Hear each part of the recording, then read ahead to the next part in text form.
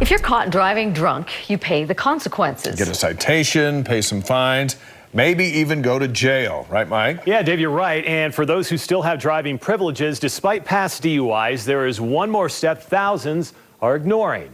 And it turns out no one is really enforcing it. It's been almost 4 years since it happened, but for TESSA MADSEN, it feels like it was yesterday. We were heading to cheer practice. May 8, 2014, Susan Madsen drove through a busy Draper intersection. Her daughter Tessa in the passenger seat. I remember asking her if we could stop at the gas station so I can get a snack, and then I don't remember anything else. When Tessa woke up, she was in the hospital. I shattered my left leg, I cracked my skull, I broke my wrist, broke my jaw. Devastating injuries for the 13-year-old cheerleader and soccer player, but not nearly as devastating. I pretty much knew she was gone. As losing her mom.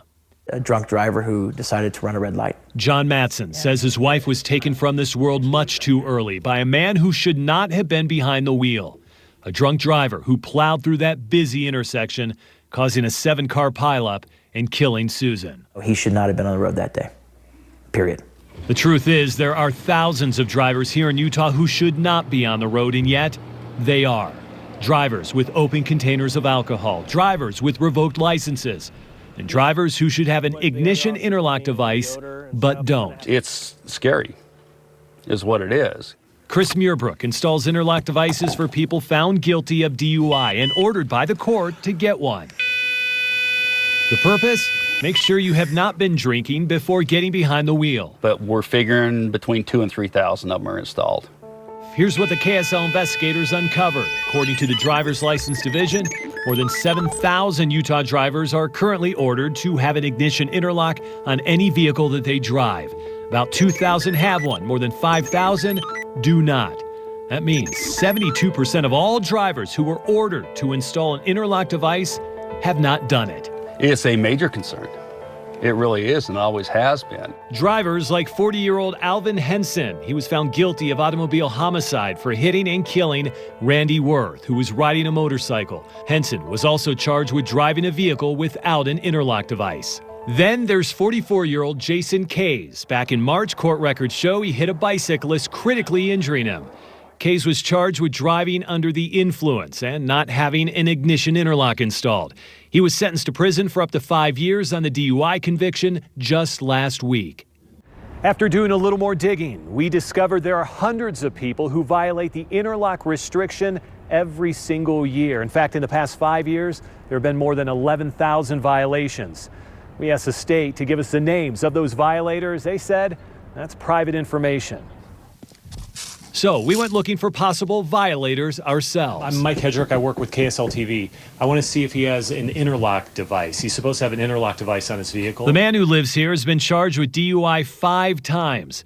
Court records show he was also caught twice without an interlock and charged. His girlfriend? We very much have ours. Okay, well, good. Says he has one now. KSL. Yeah, KSL. My goodness. How are you doing? Now, this guy was pretty happy to see us. You sure this isn't you? This is September. Yeah. So that's September. That's me. That is until he found out we were looking for him. You're supposed to have an interlock device. Yes, is that true? Yeah. Court records show he's been charged with DUI 2 times in the last 14 years, driving without a license on a dozen occasions, and driving without an interlock device 4 times. The most recent charge less than 2 months ago, and he still doesn't have the device. So do you even drive? No, my wife does all the driving. He claims he never drives, except, of course, in case of an emergency. And you're telling me then in that 18-month period, the only time you drove was this one time? Well, I had a couple of emergencies other than that, but yeah, I don't drive other than that. Our last stop was to the Driver's License Division. So I was somewhat surprised at the numbers that came out. Chris Karras heads up the department. He says if somebody is caught without an interlock device, they could face court fines or risk their license revoked or suspended.